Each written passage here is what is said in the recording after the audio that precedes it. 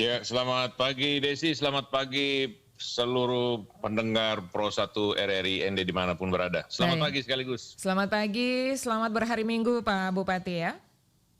Ya, selamat pagi. Baik, oke. Dari informasi yang kami terima, per tanggal 14 Juni lalu, progres konstruksi ini sudah mencapai 16,01%. Tentu sudah ada kemajuan hingga saat ini ya, tanggal 9 Juli, ini sudah sejauh mana progres pembangunan Bendungan Bayi ini Pak Bupati?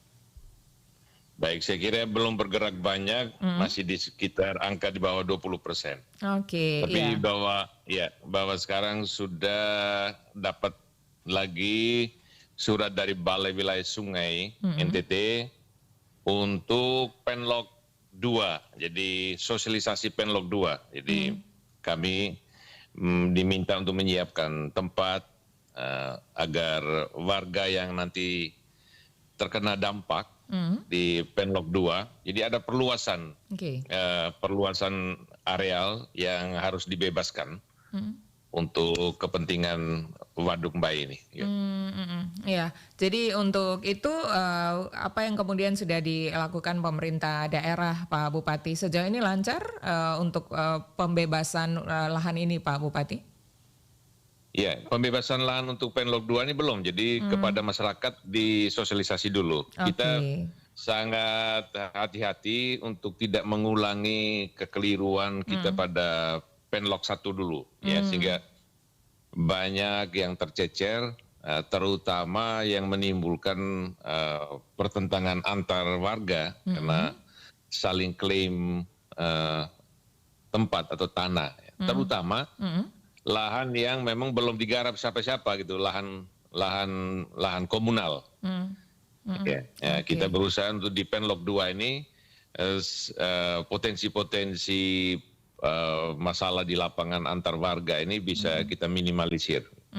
Oke, Pak Bupati, sebelum tadi kami mewawancara Pak Bupati, kami juga terima beberapa masukan ini dari pendengar ya, dan juga pertanyaan ini yang menanyakan di mana tepatnya pembangunan Bendungan Bayi ini dari diaspora Nagekeo yang ada di Meksiko begitu ya.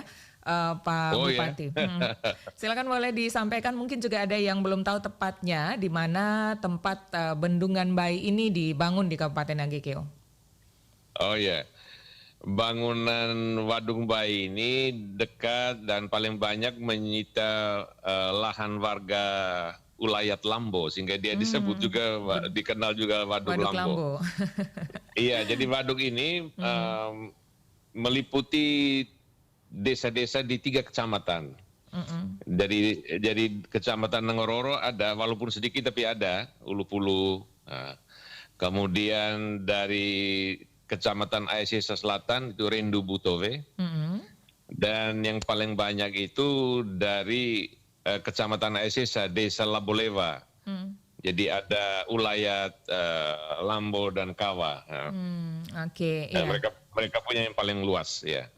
Mungkin memang karena lebih populer dengan Waduk Lambo, sehingga ketika kita Iya. perkenalkan dengan Bendungan Bayi ini, mungkin ada sebagian yang mengira ada 2 bendungan begitu yang dibangun di Kabupaten Nagekeo gitu Iya. ya. Oke. Iya. Nah, pembangunan ini kabarnya mencapai sampai 1,47 triliun rupiah begitu. Berarti luasnya ini bisa dibilang sangat luas karena tadi hampir 3 desa ya untuk pembebasan lahannya ini. Iya, genangannya sendiri maksimum itu hampir 500 hektar ya. Jadi genangan maksimal kalau terjadi banjir bandang, hujan hebat itu sudah diperkirakan luas permukaan bendungan itu. Luas permukaan air, ya. Oke. Luas permukaan air itu mencapai 500 hektar. Itu kalau terjadi kayak tahun 71 gitu yang hujan lebat berhari-hari itu. Yang sampai Bendungan Bayi dulu jebol tuh. Oh, oke. Tahun 71 itu ya. Jadi kalau ditambah lagi nanti dengan infrastruktur tambahan seperti jalan, bangunan-bangunan pendukung, termasuk juga ada relokasi pemukiman warga, itu hampir masuk 700 hektar. Wow, iya. Ya, jadi ada sabuk hijau di sekitarnya untuk mempertahankan ini usia waduk sehingga sedimen dari sekitarnya bisa dibendung. Kita masih punya kebiasaan di daerah sekitarnya itu kan orang bakar rumput. Oh. Jadi kalau waktu hujan lebat pertama itu topsoilnya juga ikut terangkut, dan kalau itu tidak diantisipasi dengan baik, pendangkalan bendungan bisa terjadi lebih cepat dari perkiraan umur atau usia ekonomisnya. Oke, ya. Dan Pak Bupati, dalam pembangunan ini Bendungan Bayi ini diproyeksikan nantinya untuk pemanfaatan apa? Apakah hanya untuk pengembangan peningkatan daerah irigasi atau mungkin dalam rencana yang disampaikan oleh pemerintah pusat ada proyeksi atau tujuan-tujuan apa lagi dengan pembangunan bendungan ini? Jadi memang selain untuk mendukung irigasi Mbai yang sudah menjadi proyek strategis nasional pertama yang diterima NTT dulu ya, dataran Mbai ini, juga untuk pengembangan wilayah ya. Jadi pengembangan wilayah ini mulai dari daerah-daerah yang non irigasi, mereka juga akan mendapatkan air dari sini, dari waduk ini. Kemudian penyediaan air baku, ya, jadi penyediaan air baku ketika kita terjadi krisis air. Jadi air ini juga dipakai untuk air baku, untuk proyeksi wilayah Mbai yang akan dari waktu ke waktu ini kan migrasi penduduk yang datang ke Mbai kan makin banyak, ya. Jadi ke depan ini Mbai akan lebih baik itu pengembangan ke barat yang ke arah Riung, maupun yang ke timur yang ke arah Maukaro, ya. Itu akan makin banyak pemukiman di daerah sekitar itu, dan itu akan membutuhkan air baku yang tidak sedikit. Lalu yang terakhir itu yang bisa dinikmati juga itu adalah pariwisata buatan, ya. Karena ini konon luas permukaan bendungan, luas permukaan air yang di bendung ini paling luas di NTT, ya. Ya, dari 7 waduk yang dibangun pada era Presiden Jokowi ini yang paling luas. Lalu kita punya dalam pariwisata ini menarik sekali, Desi dan para pendengar Pro 1 RRI ND dan juga Nagekeo Diaspora yang bertanya ini, kita punya Kampung Kawa. Jadi di sini menarik karena 2 objek ini berdekatan sekali. Jarak lurus tuh tidak sampai 3 kilo. Berarti bisa dilihat langsung dari Kampung Kawa begitu Pak Bupati? Dari Kampung Kawa kita bisa lihat bendungan, nanti dari bendungan kita juga bisa melihat Kampung Kawa. Kampung yang keunikannya tidak kalah dengan Wairebo Manggarai. Jadi ini juga memperkuat ya untuk tujuan pariwisata di sana, bisa juga nanti dimanfaatkan untuk proyeksi itu begitu di bendungan ini. Dan yang menarik juga Desi itu dari Aegela, semua orang tahu nih kita, para pendengar RRI ini kan tahu Aegela. Itu terkenal cabang Aegela begitu ya. Cabang Aegela. Dari cabang Aegela itu hanya setengah jam sampai ke sana. Jadi tidak terlalu jauh. Jadi orang bisa menikmati, ya. Jadi kalau orang menyisakan waktu 2-3 jam di situ cukup untuk bisa menikmati Kampung Kawa dan Waduk Mbai, Waduk Lambo. Ya. Tapi dalam proses transisi dari tahap 1 ke tahap 2 ini belum diperbolehkan begitu untuk bisa dikunjungi Pak Bupati ya? Belum, tapi kalau kita mengunjungi Kampung Kawa sudah boleh karena kami akses masuk sudah 4 km itu sudah aspal. Ya, jadi sudah dalam bisa dilihat dari jauh dulu begitu ya, sampai dengan nanti bisa dilihat selesai. Dari jauh. Betul. Untuk tahap kedua ini dalam target, Anda terima informasi dari pemerintah pusat kapan akan selesai ini targetnya? Harusnya tahun ini ya. Jadi ini sosialisasi pengukuran lapangan dengan pengalaman di tahap 1. Saya kira ini pekerjaan ini lebih cepat, sehingga juga ganti untung itu bisa dikerjakan lebih cepat, kemudian presisi nih, jadi tepat orang, tepat jumlah, tepat lahan ya. Tepat orang, tepat jumlah, tepat paham. Iya, itu kan yang dituntut keadilan buat semua ya. Baik. Jadi, iya. Pak Bupati, terakhir ini, apa yang ingin Anda sampaikan, sosialisasi baik untuk masyarakat dan juga untuk Nagekeo Diaspora dimanapun yang bisa mendengarkan siaran ini terkait dengan pembangunan bendungan yang terluas begitu ya di Provinsi Nusa Tenggara Timur yang ada di Nagekeo, dan tadi dalam proyeksinya bisa dimanfaatkan untuk beberapa tujuan sekaligus. Apa yang ingin Anda sampaikan untuk pembangunan bendungan ini, Pak Bupati?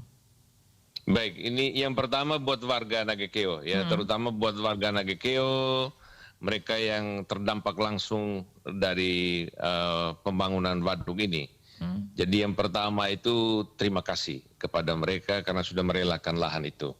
Tapi juga ini bukan pengalaman pertama ya, warga Nagekeo lainnya di Mbai, yang sekarang jadi ibu kota dan ada sawah, itu komunitas Bai Dave Lape Nataia itu sudah merelakan 6.000 hektar lahannya untuk sawah yang sekarang ini jadi ini, Desi ya.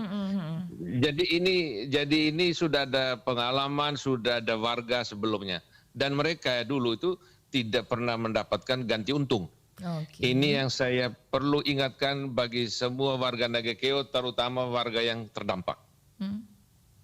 Iya, ini saya perlu ingatkan sekali lagi melalui media yang baik ini. Juga saya ingin bahwa hal ini juga didengar oleh Nagekeo Diaspora dimanapun berada.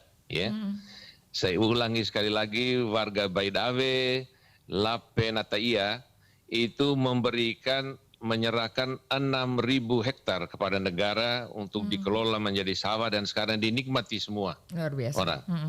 Ya, jadi ini yang perlu sekali, sehingga saya mengharapkan bahwa masyarakat lokal yang terdampak saat ini dan mendapat ganti untung, ya, melalui pengalaman tahap 1, ya, saya harap mereka bisa lebih cerdas, lebih sadar untuk tidak diprovokasi oleh siapa saja, ya, baik itu orang dari dalamnya sendiri, maupun itu Nagekeo Diaspora, maupun oknum-oknum yang ada yang berasal dari lembaga-lembaga yang ada nih, baik lembaga pemerintah maupun non pemerintah, ya.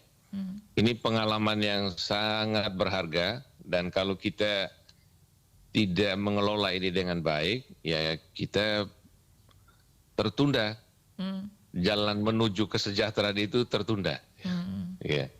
Kita membutuhkan waktu dan energi kita habis. Sekarang saja warga yang terdampak ini di tahap 1 menghabiskan waktu bolak-balik ke pengadilan untuk menyepakati lahan yang mereka peroleh itu. Ya, jadi saya berharap bahwa mereka bisa lebih cepat arif. Lahan ini kita dapatkan dari nenek moyang kita secara gratis juga. Yang berjuang dari yang mereka sudah lama perjuangkan untuk kita, dan lebih jauh dari itu, ini lahan yang diberikan Tuhan untuk kita semua, ya. Jadi kita ingat saja, saya kira kita ingat pesan Mahatma Gandhi, ya. Bumi ini cukup untuk semua orang untuk dihuni, tapi tidak cukup untuk 1-2 orang yang rakus. Oke. Begitu Desi. Jadi ini, itu quotes-nya ya. Baik. Iya. Pak Bupati, mudah-mudahan semuanya berjalan dengan lancar. Tentu saja untuk kepentingan dan kesejahteraan rakyat banyak begitu ya. Dan mudah-mudahan pembangunan ini juga nanti selesai tepat pada waktunya. Dan untuk terima kasih kepada Pak Bupati dan juga warga Nagekeo yang saat ini sedang mendengarkan RRI. Setelah ini kita dengarkan suara Pak Bupati dulu ya, menyanyikan lagu Nagekeo The Heart of Flores begitu Pak Bupati. Iya. Baik. Terima kasih Pak betul. Bupati sudah bersama dengan kami. Baik, Pak Bupati selamat pagi, terima kasih, dan kita mohon doa buat proyek besar ini. Baik, terima kasih, mudah-mudahan semuanya berjalan dengan lancar.